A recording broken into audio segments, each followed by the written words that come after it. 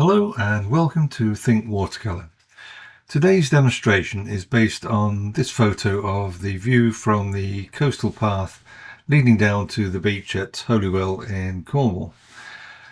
I want to show how a strong foreground subject can help to create a feeling of scale in your paintings.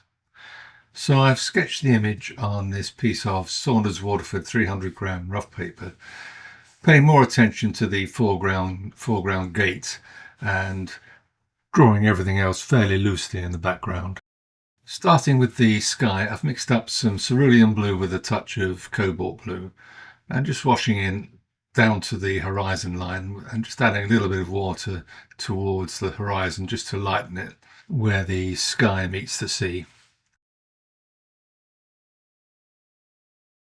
And for the foreground and the beach, I've mixed up some raw sienna, a fairly weak mix. I'm just going to cover the whole of the area with this colour. This whole area will dry much lighter, and I'll be adding much darker colours over it, so it's fine for an underpainting. For the sea, I've just added some Prussian blue to the sky mix, just to darken it slightly and give it a slightly greener tint. Prussian blue has a slight green tint to it. Just painting in the sea around those rocks and the headland on the left. Just blending it gently into the horizon line. And just leaving gaps for some breaking waves in the foreground of the sea, where it's lapping on the shore. I'll darken some of these areas later once this initial wash is dry, just to give it some a feeling of breaking waves. And where the beach colour is still wet, I'm just washing some of that sea colour into that so that it looks like damp sand where the waves have lapped up onto the sand and then rolled back. Again, while the first wash is still wet, I'm just dropping in some light green. It's sap green with a touch of jadeite green, just to indicate the initial wash for the foliage and grasses that are along the edge of the path on both sides. I've let everything dry, and I'm just adding some darker detail on the waves breaking on the shore in the sea there, and just some dark patches around the edge of the headland and those rocks.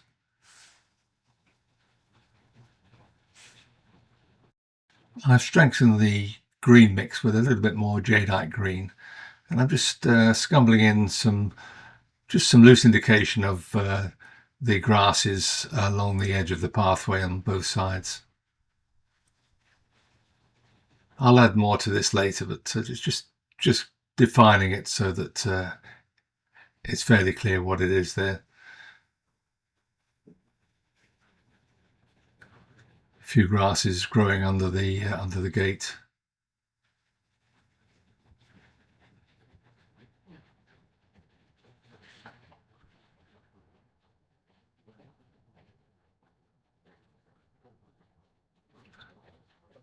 And the same on the left hand side, just an indication. This is I'm going to go over this later with a little bit more detail, but for this stage I just want to establish where the grasses are, just leaving some patches unpainted. Bit of artistic license.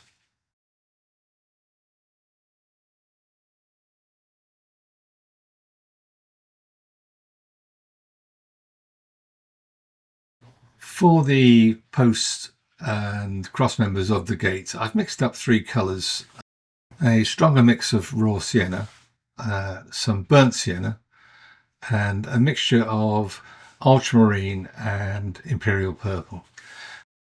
I'm going to paint each post individually, starting with the raw sienna, then adding some burnt sienna, and then dropping in some of the imperial purple mix. This way I have more control over where the paint flows. I could paint all of the posts and cross members in one go in each colour and then drop the other colours in, but this way you have more control and you get a much Much nicer blend of colours. The idea is that by dropping in different colours, they blend together on the page rather than mixing up one flat colour. It just adds interest to the painting. As timber is exposed to the weather and ages, it takes on a variety of colours. So, painting in one single colour just doesn't work for me. When you use two or three colours like this, you get a lovely blend of shades and a variety of different colours on the timbers. And as I said earlier, it just adds interest to the painting. And that's the beauty of watercolour. Working wet in wet like this, you just get such a range of colours as the paint dries. Here I'm just adding a little bit more of that raw sienna to the edges of the timbers that are facing the sun. They were a bit too light, left them fairly weak, so just strengthening those slightly.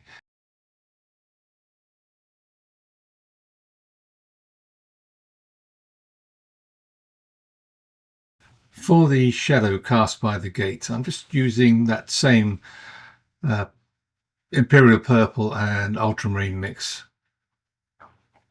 Just leaving a few gaps where the sunlight's shining through. As I've said many times before, just using a limited palette for your watercolours helps to create harmony, and once you put these shadows in, it really brings the painting alive and suggests that bright sunlit day. As purple is complementary to yellow, it works really well against the raw sienna for the shadows by the gate, and also for those for the distant headland and the two islands. Using that purple just creates harmony once again, brings the painting together. Just adding a little bit more shadow at the base of the rocks.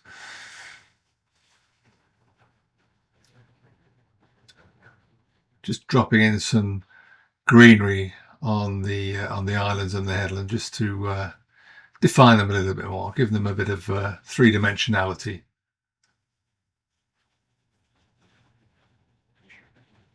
Once more, I've let everything dry, and I can see that the shaded side of the timbers on the gate have dried a little bit too light for me, so I'm just using those same three colours again, just dropping them in, taking my time, and just strengthening the shaded side so it has a bit more contrast.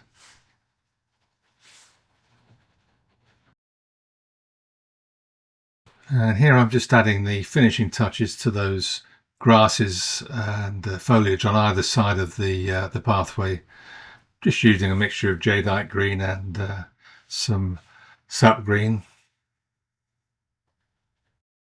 And I'll drop in a patch of that raw sienna here and there as well. And here I've pretty much finished, and as you can see, that foreground subject of the gate really creates depth in the painting. Having said that, I decided that I could add a little bit more scale to the painting by adding some distant figures walking along the beach, maybe 2 or 3 people and a dog. So I added just a few dots of grey paint, and if I zoom into that area, you'll see how easy it is to add a little bit of scale with just a few dots of paint. Thanks for watching. I do hope you found this video useful. If nothing else, I hope you found a few techniques that you can try in your own paintings. If you did find it useful, do give it a like. It always helps with YouTube. And if you're not a subscriber, do subscribe and hit the notification bell for future videos. And once more, thanks for watching.